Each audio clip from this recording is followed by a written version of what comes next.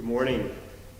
So, again, this is the third week we've been in Matthew 24 and 25. And again, I want to reiterate that what I was really looking to do in this is to go to Matthew 25, 14 through about 30. But when I took a look at that a few weeks ago, I said, wait, hold on just a second. That's not exactly where I want to go yet, because yes, okay, that has something to do with talents and it has something to do with gifts, but really it's part and parcel of 24 and 25. So I didn't feel like I could just take those verses out of context and run with it. I felt like we needed some context. I felt like we needed to go somewhere with it. And we will recall that the disciples, they're in Jerusalem with Jesus, and Jesus is weeping over Jerusalem, saying, I'd love to gather you under my wings like a hen gathers her chicks, but you were unwilling to do that. And he's sad and he's leaving Jerusalem, but the Galilean disciples who become his apostles, who have never seen anything as spectacular as Jerusalem, are pointing to Jesus and saying, hey, look at this, hey, look at this, hey, look at this, isn't this magnificent? It's like somebody from somewhere out in Iowa going to New York City for the first time and seeing it, or something like that.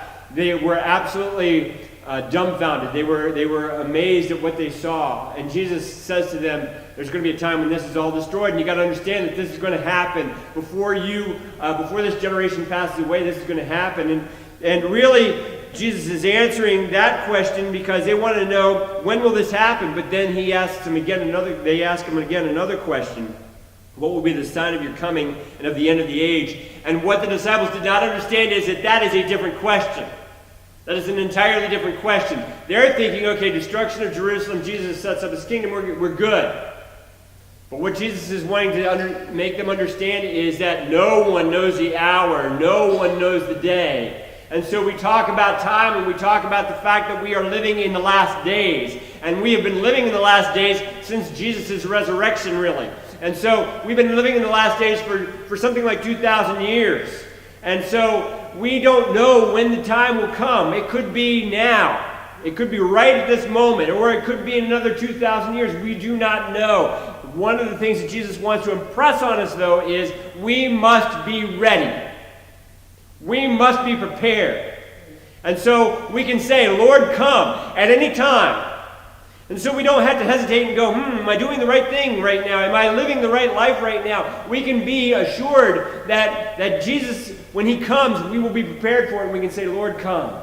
And we can say it with a sense of urgency. We can say it with a sense of expectation. We can say it with a sense of hope. We can say it with all of that.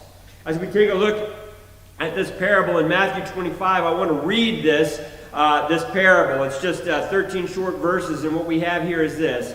At that time, the kingdom of heaven will be like 10 virgins who took their lamps and went out to meet the bridegroom. Now, we got to understand something. The kingdom of heaven, when he says the kingdom of heaven takes several different iterations. And so, in a sense, the church is the kingdom of heaven in that sense. But there is a sense, at this time, when he comes again, it will be like 10 virgins who took their lamps and went out to meet the bridegroom. 5 of them were foolish, and 5 were wise. The foolish ones took their lamps, but did not take any oil with them. The wise, however, took oil in jars along with their lamps. The bridegroom was a long time in coming, and they all became drowsy and fell asleep. At midnight the cry rang out, "Here is the bridegroom, come out to meet him." And all the virgins woke up and trimmed their lamps. The foolish ones said to the wise, "Give us some of your oil, our lamps are going out." "No," they replied, "there may not be enough for both us and you. Instead, go to those who sell oil and buy some for yourselves." But while they were on their way to buy the oil, the bridegroom arrived. The virgins who were ready went in with him to the wedding banquet, and the door was shut. Later, the others also came. "Sir, sir," they said, "open the door for us." But he replied, "I tell you, I don't know you." And we take a look at what is going on here, and we look at this particular passage, and I think that it's important for us to understand something about weddings as they occurred in the New Testament, as they were going on there. In a certain sense, we think about weddings in our day, and we interpret into that. And in fact, I was reading this passage to one of my daughters yesterday, and she said, "Boy, I tell you what, I hope I don't have to have 10 bridesmaids." I was also thinking, I hope I don't have to have 10 bridesmaids for each one of my daughters. That's quite an expense. I don't want that. But there are bridesmaids, and they are attending the bridegroom. And one of the things we need to understand is that the wedding happened. The wedding happened, thank you. The wedding happened when the groom was ready. There were some things that needed to happen before a wedding took place. And as we take a look at this particular passage, we see some of the cultural workings of a wedding. We see some of what is going on here. If we take a look, and we're not going to go in a lot of different places, but I'd like for us to take a look at John 14, verses 1 through 4. Because really what Jesus has here is he's got a certain type of wedding picture here in this. What he's really talking about is it's wedding language. And he says he is comforting his disciples because he is about to be betrayed. He is about to be crucified. It's going to happen that night. And Jesus says to his disciples, don't let your hearts be troubled. Trust in God. Trust also in me. In my Father's house are many rooms. If it were not so, I would have told you, I am going there to prepare a place for you. And if I go to prepare a place for you, I will come back and take you to be with me so that you may also be where I am. You know the way to the place I am going. And we understand that Thomas is not quite understanding all that, and he's not quite getting it, but I want us to understand something about the language that Jesus is using here. We sing about, maybe your translation says mansions, in my Father's house there are many mansions or something like that, but rooms is really what it was. And what is going on here in Jewish thought, in Jewish weddings, in the days of this particular time, when it came time for a man to marry a woman, they would get engaged, and the man would go home and he would start preparing a place for his bride. And what he would do is he would build on, probably to his father's house, he would build an extra room. And that would be the room where he and his bride would set up their house.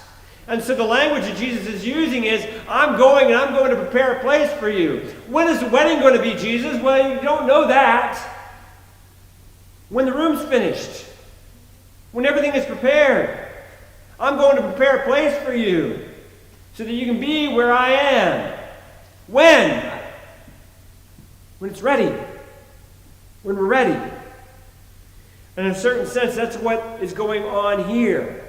We have these bridesmaids or these virgins, and what we're talking about here, these may have been friends of the groom, these may have been friends of the bride. We don't know that necessarily, but what they would have done is, as the groom was coming, they would have gone out, they would have lit their torches, and they would have been in great celebration, led the groom into the place where the wedding was going to take place. It was a big to-do, as weddings have a tendency to be. And so, they are waiting for the groom. It may have been a week. Who knows? But we have this situation in which at midnight the cry rang out, here is the bridegroom, come to meet him. And what we have here is we have a situation in which those virgins would have been on high alert. They should have known. They would have known that this is going to happen. It could happen at any time. It's kind of like a surprise. When's it going to happen? You know, we prepare a wedding and we say, okay, well, the wedding's going to happen at 11 o'clock, and then we're going to have pictures from 11 to 11:45, and then we're going to have the reception. That's not how it was. There was an element of surprise. There was an element of expectation. And as the time would draw near, all would be on high alert. What we have here is these virgins woke up and they trimmed their lamps, and what we have on this going on in this particular situation is we have a situation in which they would wake up and they were ready. And we see that some were prepared and they had enough oil, and they have some that are not prepared. And really, in a wedding scene, in a wedding situation as this situation would have been absolutely inconceivable. To those people who are listening to this parable right now, these disciples who are listening to this are going, what? How in the world can nobody be prepared for this? How can anybody not be prepared for this? It's a wedding, for heaven's sakes. You're prepared for it. I'm going to go off on a little bit of a tangent. But we drive here every Sunday, and as we drive here for the last couple of weeks, there was some big, huge bicycle thing right around our house. I was reduced to 25 miles an hour while these bikes are going, and they're having some kind of competition. And then the next week, it was a little bit further down the road. It didn't quite slow us up quite so much, but there they are biking. And you know, as I am coming to church, I'm always seeing a couple of people who are running, and they're taking care of their body, and they're taking care of their health, and they're taking care of all of that. And I take a look at that, and I understand that it's important to kind of take care of your body, but I'm thinking, it's Sunday morning. It's the Lord's Day. Why aren't you in church? You're preparing your body for a long life and whatever else it is, but are you preparing for eternity? Are you preparing for the Lord's return? Are you preparing yourself for when Jesus comes again, or when you're called home? You know, when I think about how people thought in the past, maybe it's because their life expectations or their life expectancy, that's the word I'm trying to say. Maybe their life expectancies were so little, so short, that maybe they were a little bit more prepared for it. Maybe they thought about it a little bit more. Hey, you know what? I'm going to die when I'm 30, so I need to be thinking about heavenly things. I need to be thinking about what's going to happen. There's a story, and again, this is not original with me or anything like that, but there was a story about Mary of Orange. She's on her deathbed and she's dying. And a church person comes and talks with her, and he says, hey, I want you to know the way of salvation. And Mary turned to him, and I don't know what Mary's situation is. I don't know what exactly she was thinking about. I don't know exactly where she was going. But she said, if you think for half a second, and I'm paraphrasing, she didn't say it quite like this, but if you think for a half a second that this is the first time I've thought about this, you're out of your mind. Do we think about it? Do we think about it? These bridesmaids were not thinking about it. They didn't think about the wedding. They didn't have their mind on those types of things. They weren't working on thinking about what was going to happen if they weren't prepared. And so they leave. And when the bridegroom comes, he shuts the door. And they're banging on the door. Lord, Lord, open the door for us. And he replies, I don't know you. How could you possibly have done this? How could you have possibly acted this way? And so as I take a look at this parable and I think about the preparedness that they needed to have, I'm reminded of a couple of different things. To be prepared. To be prepared, one of the things we have to understand is that we cannot rely on anyone else to prepare us. We cannot rely on somebody else's faith to make us worthy to be part of what Jesus is doing when he comes again. We see that all of them woke up and trimmed their lamps, and the foolish one said to the wise, give us some of your oil, our lamps are going out. And I think that for so many people, unfortunately, they think somehow that they can go ahead and coast on someone else's works, come in on someone else's coattails. And so we have people who have lived their entire lives in a certain way and have not really given their life to God. They haven't really thought about those types of spiritual things, and they think, well, you know, I come from a good family, I've got Christian faith in a certain way. It's not that I live it necessarily, but I believe in God, and isn't that enough? No, it's not. We cannot rely on someone else's faith in order to get us where we need to be. These 5 virgins, the foolish ones, give us some of your oil, our lamps are going out. No, can't do that. But another thing is preparedness is long term. If we take a look at verse 6, at midnight the cry rang out, here comes the bridegroom, come out to meet him. As we take a look at what is going on here, these 5 are prepared. They are in a state of preparedness. I'm going to take extra oil. I'm going to make sure that I have oil. I'm going to make sure that when it comes to do my job, I'm ready. Whenever that time might come. And again, as we think about how a wedding may have played out at this particular time, that element of surprise that was always in it. The kingdom of heaven is like that. There is an element of surprise. When is Jesus coming again? We just don't know. But it's a long-term thing. How am I living this moment? How am I living this moment? Am I preparing this moment? Am I preparing myself spiritually? Am I making sure that I'm taking the most of every opportunity? Am I doing that? It's a long-term thing. But I think another thing that we need to realize is that as we are doing this, and this is really where we live. This is really the complexity of the situation as it is. We still need to live this life. We still need to do this. I am really struck with something here. Do we understand that the bridegroom is a long time in coming. And all the bridesmaids there are falling asleep. It's a natural thing to do. It doesn't matter how excited you may be for the events that are coming up or whatever else. When tiredness overtakes you, it overtakes you. And this is not what Jesus condemns here. Not here. Oh yes, there are places when he says, be watchful, awake. And even in verse 13 it talks about that, keep watch.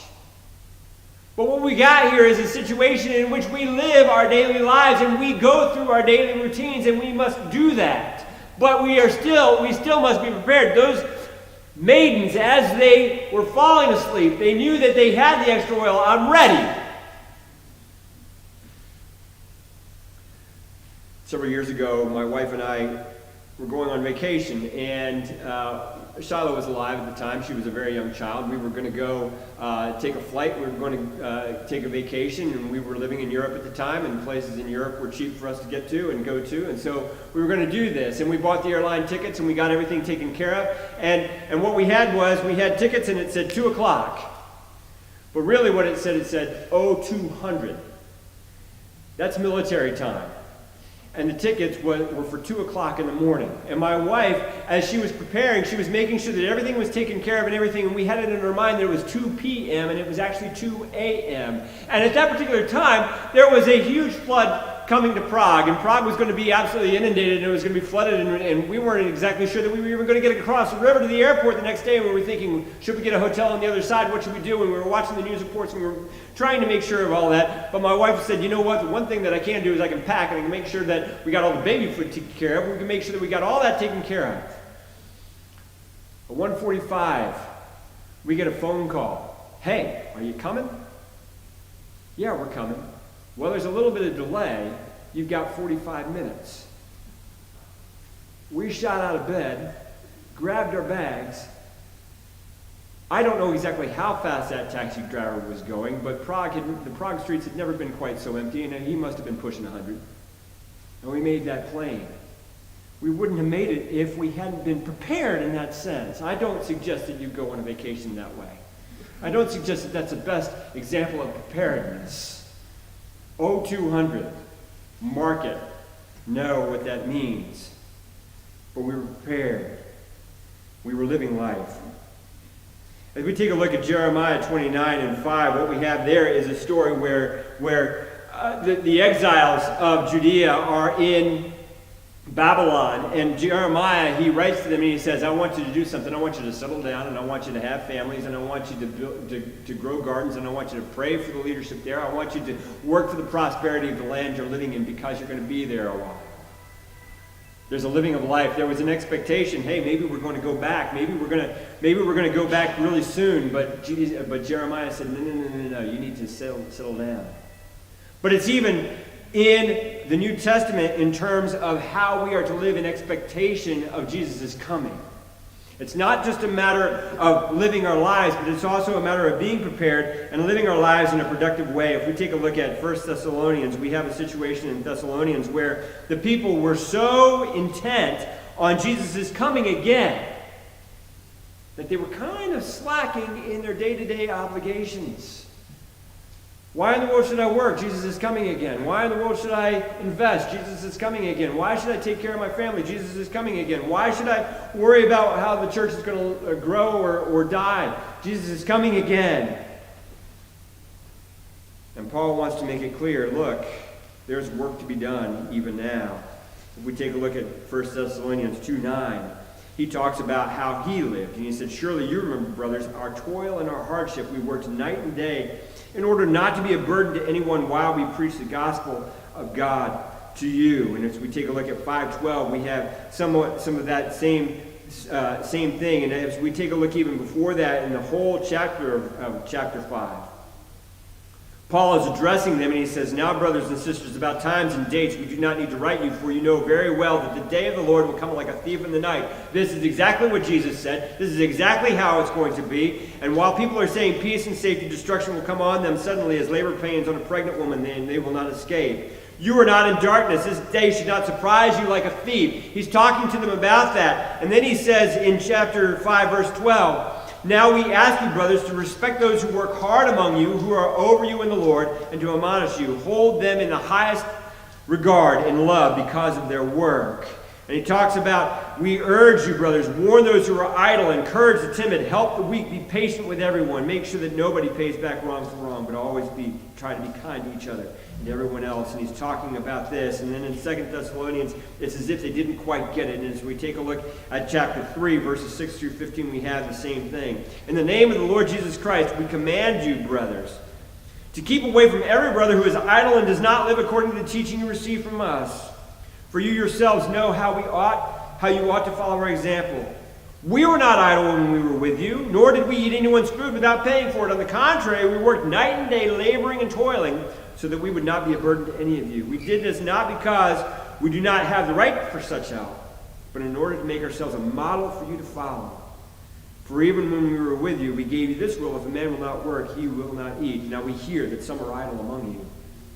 They are not busy, they are busybodies. Such people we command and urge in the Lord Jesus to settle down and earn the bread they eat. As for you, brothers, never tire of doing what is right. And if anyone does not obey our instruction in this letter, take special note of him. Don't associate with him in order that he may feel ashamed. Yet do not regard him as an enemy, but warn him as a brother. And as I take a look at that parable of the 10 virgins, I have this example. To be prepared, to be ready. You live your life.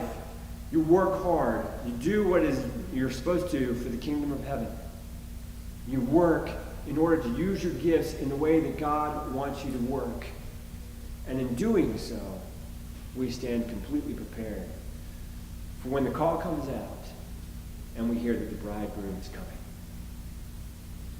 If you decide that this is the day that you want to put on your Lord and Savior in the waters of baptism, we ask you to make that decision. We ask you to do that right now. If you're at home and you've got some questions you need to ask us, or if you decided that this is what you want to do, give us a call and we'll make that happen. Please come.